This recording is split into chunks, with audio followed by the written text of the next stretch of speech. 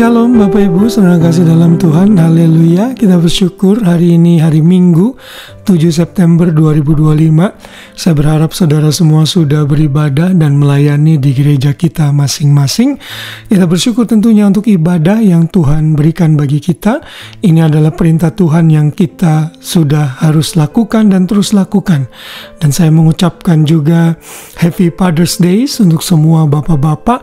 Kami di Australia merayakan hari Father's Day pada minggu ini, dan saya berharap agar seluruh bapak-bapak, para ayah, suami bisa menjadi pemimpin yang takut akan Tuhan di dalam keluarga masing-masing. Dan saya pun hari ini sudah melayani di gereja saya khotbah mengenai hukum Taurat juga, dan juga merayakan secara sederhana mengenai Father's Day ini di gereja yang saya layani. Haleluya, saudara, hari ini kita terus melanjutkan pelajaran kita mengenai hukum Taurat, dan hari ini saya beri judul Gagal Satu, Gagal Semua. Apa maksudnya? Maksudnya adalah orang yang membanggakan diri dapat melakukan hukum Taurat, sesungguhnya dia harus melakukan semuanya dalam satu paket, yaitu semuanya as unity, tidak boleh memilih-milih. Karena hukumnya adalah gagal satu, gagal semua. Hal itu dicatat di dalam Yakobus pasal 2 ayat yang ke-10. Di sana dikatakan, sebab barang siapa menuruti seluruh hukum itu, tetapi mengabaikan satu bagian daripadanya, ia bersalah terhadap seluruhnya. Dan kalau kita lanjutkan lagi di ayat 11, di sana dikatakan, sebab ia yang mengatakan jangan berzina, ia mengatakan juga jangan membunuh.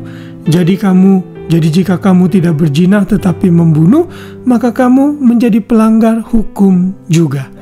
Jadi saudara, intinya di dalam hukum Taurat misalnya yang 10 hukum itu kan ada 10 hukum. Nah, misalnya saudara lakukan 9 hukum, ya, saudara tidak berzina, saudara tidak mencuri, saudara tidak membunuh, saudara menghormati orang tua saudara, menghormati hari Sabat, dan tidak membuat patung dan sebagainya. Tetapi saudara lupa hukum terakhir, yaitu saudara tidak boleh iri hati dan mengingini apa yang orang lain punya. Itu diperhitungkan saudara gagal semuanya. Nah, sebenarnya Tuhan menetapkan standar ini untuk membawa ketidakberdayaan manusia, memberikan pengertian dan pemahaman kepada manusia bahwa seberapa baik pun kita melakukan hukum-hukum Tuhan, kita pasti gagal untuk melakukan secara keseluruhan. Saudara ingat mengenai orang kaya yang datang kepada Tuhan Yesus, dan dia bertanya kepada Tuhan Yesus apa yang harus ia lakukan agar ia selamat. Lalu Tuhan Yesus menyatakan harus melakukan apa yang Tuhan perintahkan. Dan dia dengan bangganya berkata, oh, aku sudah melakukan seluruh hukum-hukum Tuhan. Lalu Tuhan Yesus bilang, kalau begitu jual harta milikmu, bagikan kepada orang miskin. Lalu apa yang terjadi? Orang ini meninggalkan Yesus dengan sedih karena hartanya banyak.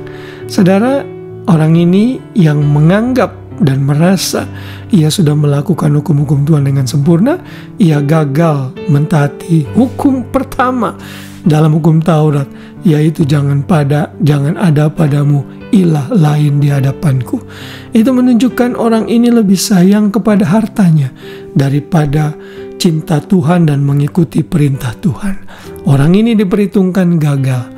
Karena itulah bagi orang-orang yang mengandalkan keselamatan karena perbuatan baik, termasuk bagi kawan-kawan dan teman-teman orang Yahudi, engkau harus sadar dan bertobat, karena engkau akan selalu lack, engkau akan selalu kurang dan didapati tidak sempurna.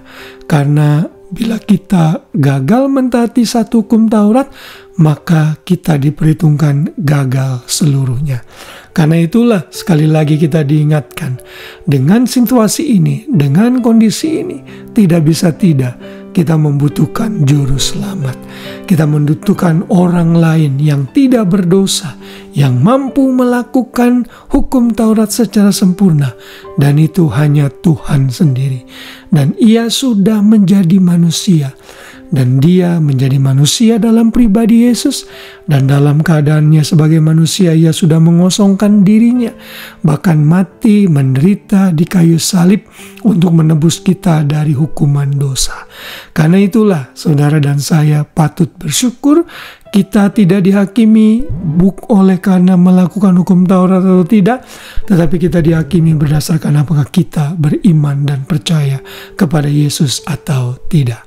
Setelah kita percaya, tugas kita adalah berbuat baik, hidup dalam kekudusan, dan memunculkan buah-buah pertobatan, sehingga nama Tuhan dipermuliakan dan orang akan tertarik untuk datang dan menerima Yesus sebagai Tuhan dan Juru Selamat.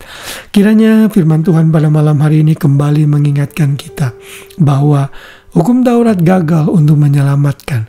Hanya kasih karunia di dalam Kristuslah yang mampu menyelamatkan kita dan memampukan kita hidup dalam kekudusan yang sesungguhnya by the power of the Holy Spirit.